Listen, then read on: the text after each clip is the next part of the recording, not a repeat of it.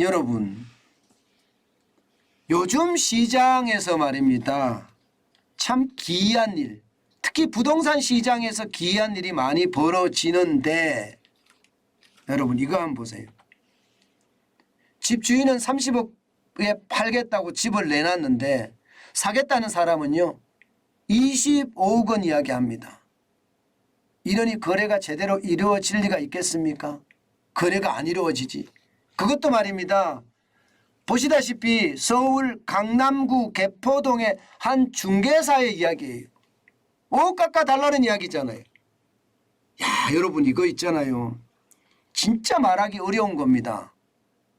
생각을 해보세요. 집주인은 30억에 내놨는데 사겠다는 사람은 25억에 사겠다. 이거 진짜 쉽지 않거든요. 그런데 이게 쉽게 나온다는 거. 쉽게. 이 말은 여러분 부동산 시장에 이미 패닉이 왔다고 저는 보이는 겁니다. 패닉이 왔다. 그렇지만 집주인들은 버티겠다 이거예요. 언젠가는 금리 내리겠지.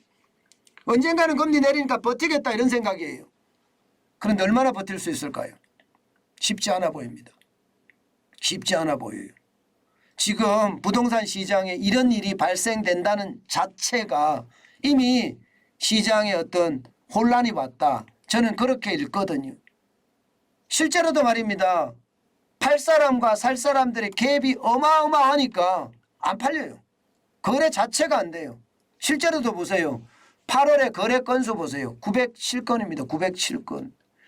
작년 9월만 하더라도 3,874건이었습니다.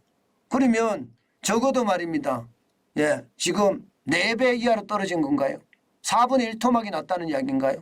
4분의 1 토막이 난 거예요. 시장이 지금 꽁꽁 얼어붙은 게 아니라 그냥 빙하가 됐다는 거예요. 빙하가. 시장 자체가 굉장히 많이 지금 전멸이라고 이야기하는 것은 좀 그런가요? 전멸이라는 거래는 있으니까 전멸까지는 아니지만 절망이다, 절망적이다 이런 표현은 어울립니다. 그 정도로 말입니다. 집값에 대해서는 난리도 아니다 이렇게 이야기합니다. 실제 30억에 집을 팔겠다고 내놓은 사람들은요 지금 오히려 지금 매물을 거둬들이면서 차라리 빚내서 내가 세금을 내고 말지 이렇게는 못 팔아 이렇게 이야기할 정도거든요. 문제는 여러분 그러면 금리가 내려져서 팔 수 있을 거냐 이 문제잖아요. 자 여러분 이 지표 한번 보세요. 이 지표 한번 보세요. 아파트 매매 수급 지수입니다. 이게 기준선이 100이라는 걸 일단은 아시고 시작을 하는 게 좋습니다. 그런데 서울 보세요. 9월 26일 현재 78.5입니다. 78.5. 100이 기준선인데 지금 78.5라는 거예요. 그러면 이게 팔겠다는 사람들은 엄청나게 많은데 사겠다는 사람은 굉장히 적다는 뜻이잖아요. 전국으로도 봐도 마찬가지입니다. 전국으로도 9월 26일 현재 84.8입니다. 굉장히 낮습니다. 지난 6월 6일만 하더라도 전국은 93.7이었고요. 서울은 89.4였습니다. 그러던 것이 지금 78.5까지 떨어졌다는 사실입니다. 이것은 결국 말입니다. 시장에 팔겠다는 사람만 넘쳐난다 이렇게 이야기할 수가 있습니다. 게다가 이게 미스매치라고 하죠. 팔겠다는 사람의 가격과 사겠다는 사람의 가격이 워낙 차이가 나기 때문에 그게 미스매치가 일어나서 실제로는요 거래가 되지 않는 거래 절벽에 지금 가고 있는 그 상황이 계속되고 있다는 이야기예요. 제가 있는 곳이 송파구거든요. 제가 송파구 법조타운에 있는데 여기 가까이에 힐리어시티가 있습니다. 힐리어시티. 거기 가구 수가 9,510가구입니다. 그런데 1월에서 9월까지 매매 건수가 얼마나 되는지 아세요? 37건밖에 안 돼요. 37건. 그야말로 거래 절벽이라고 이야기할 수가 있죠. 작년만 하더라도 160건이었습니다. 작년만 하더라도.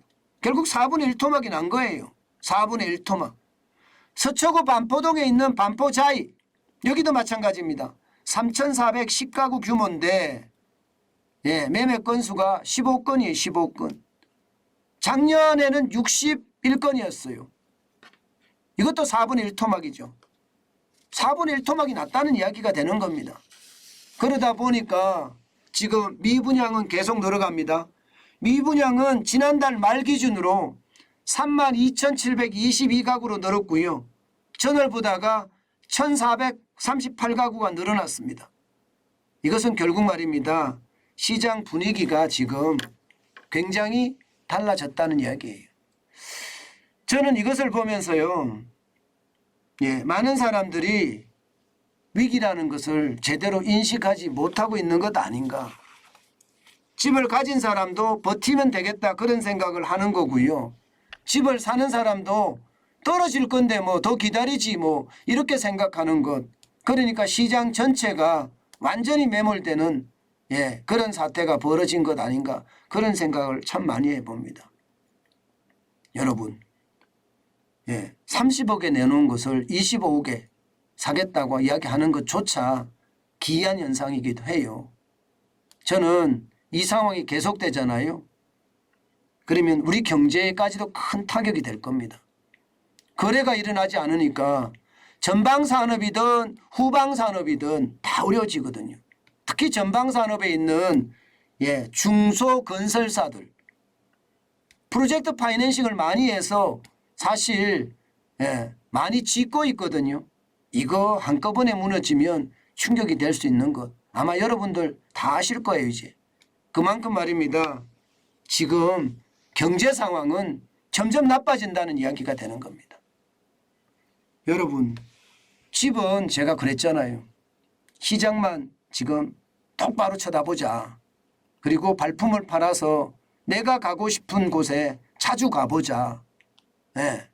그러면서 손품을 팔아가면서 매물이 어떻게 흘러가는지 항상 파악을 하고 있자. 그리고 진짜로 떨어졌을 때 예, 내가 매입을 하자. 이 말씀 드렸습니다. 지금이 딱 그럴 때입니다. 시장을 똑바로 직시하시고 발품 팔고 손품 팔아서 가보기도 하고요. 예, 인터넷을 뒤지든 예, 뒤져보기도 하고요. 그런 게 지금은 굉장히 필요할 때다.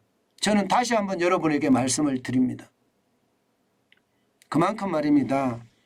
시장에 기회가 저는 생겼다고 생각합니다.